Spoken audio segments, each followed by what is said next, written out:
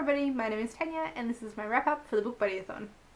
So BookBuddyAthon ended almost 2 weeks ago now. It ran from the 7th to the 13th of September and I'm only getting around to filming my wrap up now, but better late than never. I probably should just leave it for my September wrap up at this point in time, but I thought I'd film a separate one just to try and cut down on the length of those videos, and I'd like to talk about them now. So the BookBuddyAthon was a readathon that was created by Elena from Elena Reads Books and Sam at ColdTeaAndCrumbs, and the idea was to read some books throughout the week, pair up with a buddy, and my buddy was the lovely Erica from Erica Rare Evil. There were 5 challenges. I was able to complete all of the challenges, which I'm really pleased about, and so now I'll show you the books that I read. So the first book I completed was for the challenge of reading a book with my buddy's favourite colour on it, and Erica's favourite colour is green, and for that I read The Chrysalids by John Wyndham. I'm a huge fan of John Wyndham. I've read 3 of his books in the past, Midwich Cuckoos, Day of the Triffids, and then Chucky, and I've absolutely loved all 3 of them. I've really been to read more of his work for a long time, and I've heard fantastic things about this particular book, so I was really looking forward to getting into this one next, and it was great for the excuse to finally pick it up. I did really enjoy this, but it was not my favourite John Wyndham. My favourite still stands as Day of the Triffids, which is his most well-known work. So The Chrysalids is quite different to the other John Wyndham books that I've read so far. In setting, it's set in a post-apocalyptic kind of world in Canada instead of the normal kind of 1950s England that his books usually take place in, and it's set in a world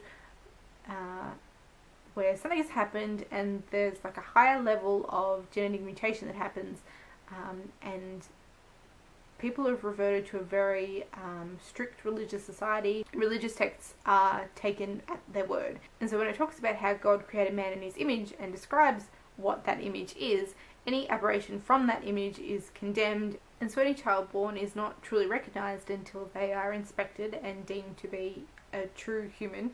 And any child that has any kind of deviation or imperfection is then disposed of, basically. They're killed.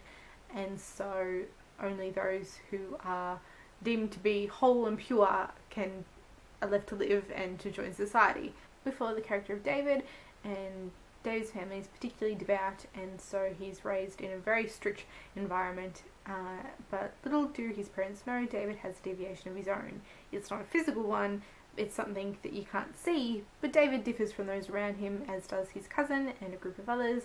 If that difference were known or discovered, then David and his cousin and their friends would be in grave danger.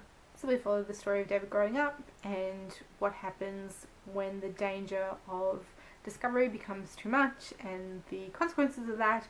And as I said, I did really enjoy it, but it was just lacking something compared to the other books that I've read by him.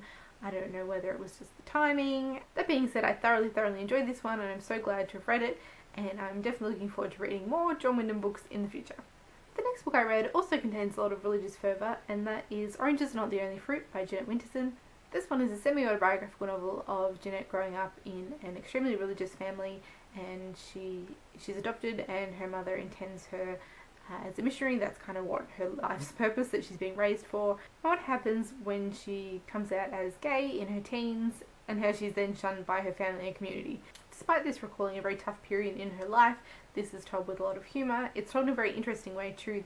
The writing style of it's quite experimental, and we're getting different kind of digressions into kind of fairy tale-esque episodes, which I really quite enjoyed actually. It could have gone wrong as such, like it could have not worked, but I thought it worked really well for what it was. The sections I found really touching were when Jeanette starts going to school, and so her mother has held her at home, and as I said, is raising her for the life of a missionary, so raising her in that very strict obedience to the religion. And so Jeanette is only put into school when her mother receives a letter saying that she has to go to school, of course.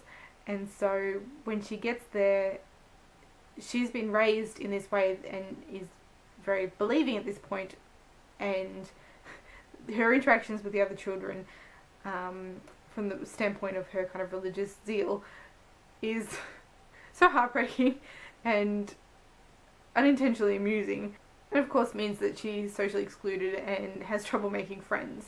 And so one section that stands out for that for me is a sewing class that she had and a project that they had to complete. And so the other kids are stitching things like To Mother With Love. But what she's wanting to stitch is The Summer Has Ended and We're Not Yet Saved. This is my first Jeanette Winterson and also her debut, but it definitely won't be my last. I'm looking forward to picking up some more of her work. I Really enjoyed this one, and this was the challenge of our buddy read. Then the next book I completed was Kitchen by Yoshimoto, and this was for the challenge of I had provided 3 books to Erica and she picked this one out for me to read, and she said this one would be the best one to read as part of a readathon. It was a very quick, easy book to read, but I didn't actually like this one very much at all, which was really disappointing.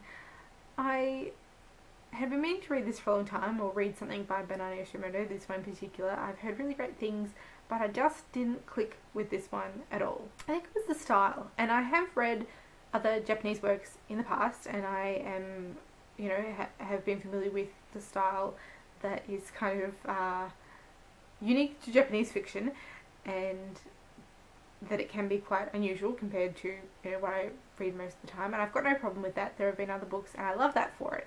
This one follows the story of a young woman who, after her grandmother dies, is left alone. Her parents died when she was young, and she ends up staying with a young man she vaguely knew and that knew her grandmother and his mother, who is actually a transsexual woman, and which is, you know, which sounds great, but it was just all so random and exaggerated, I guess. And I like random. You know, random can be great, but at this particular time or this particular book, it just didn't work for me. This is actually 2 stories, so there's the first story, Kitchen, which takes up most of this volume, but there's another small story in the end that's called Moonlight Shadow, and I enjoyed that one more, although it wasn't enough to kind of lift the whole book. This one is told from the perspective of another young woman whose boyfriend and then the girlfriend of her boyfriend's brother were killed in a car accident together, and so it kind of deals with their grieving, and I didn't mind that story, but again, it was kind of very random, and random usually works, you know, can work, but something it just missed for me with this one. So unfortunately I was left disappointed with this one, and I ended up rating it 2 out of 5. So I spent most of the Saturday and Sunday sitting outside reading. It was a beautiful spring day finally here, and it was just gorgeous. After finishing Kitchen, I headed out for a walk, and I finished up the audiobook that I've been listening to all week, and that was The Things I Carried by Tim O'Brien. This one I read for the challenge of reading a book that Erica had rated 5 stars, and it was fantastic. So Things I Carried, as I'm sure you know, is a novel of the Vietnam War, and so it's very much based on Tim O'Brien's own experiences in the war, but a novelised version. And of course there are things in there that may be true, there are things in there that were definitely fabricated, and in either case it's recognised as one of the most authentic war stories that you can read. And I definitely agree with that. I think it rang very true. Of course, I've got absolutely no experience of war myself, but it felt very authentic, very true portrayal of what it was like in Vietnam for those soldiers. And I found it incredibly touching. I found it very worthwhile, and I also rated it 5 out of 5 stars. So in terms of our rating, is it my favourite book of the year? No. Did I enjoy it more than books that I've rated lower? Maybe not. But is it important? Yes. And so I'm very comfortable with rating it 5 stars. I think it definitely deserves 5 stars for its importance, for its impact. It may not be a book that you read for pure enjoyment, but it really is something more than that, and that is definitely worth 5 stars. As I mentioned in my TBR for this, I listened to the audio version narrated by Bryan Cranston, which was fantastic. He definitely did a wonderful job. I've heard great things about his narration and definitely agree. I'm not very familiar with Bryan Cranston. I've not actually watched Breaking Bad, and I probably saw him in some episodes of Malcolm in the Middle years ago, but you know, I never watched that regularly either, so I'm not very familiar with him, but I think he did a fantastic job. Also in the audio version I listened to, there was an Audible exclusive recording by Tim O'Brien himself of a non-fiction piece he wrote. I think it was for the New York Times, but I'm not quite sure anymore. But for a non-fiction piece that he wrote, talking about a visit he took back to Vietnam with his daughter after the war, and that experience for him.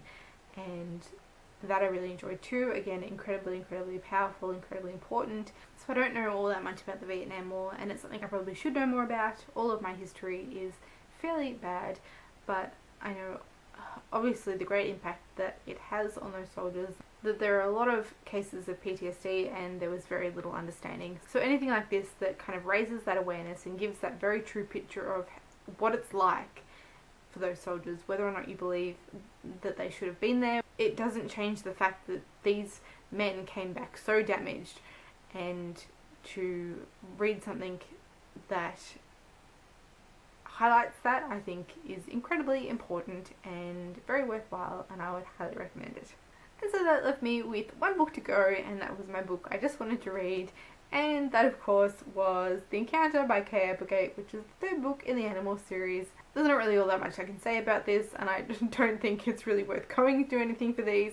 I'm not going to, start reviewing them properly, but it's a bit of fun that I'm having, reliving the nostalgia of this. And as long as I can keep finding a challenge that they fit in different readathons, and it's definitely my aim to do so, I am at least hoping to keep making progress on this series through readathons. And with 50 something in the series, it's going to take a lot of readathons to get through all of these. But I'm just really enjoying it, and as I said in my TBR, Tobias was my favourite character, so it was great to read the first book from his perspective. I love this series so much.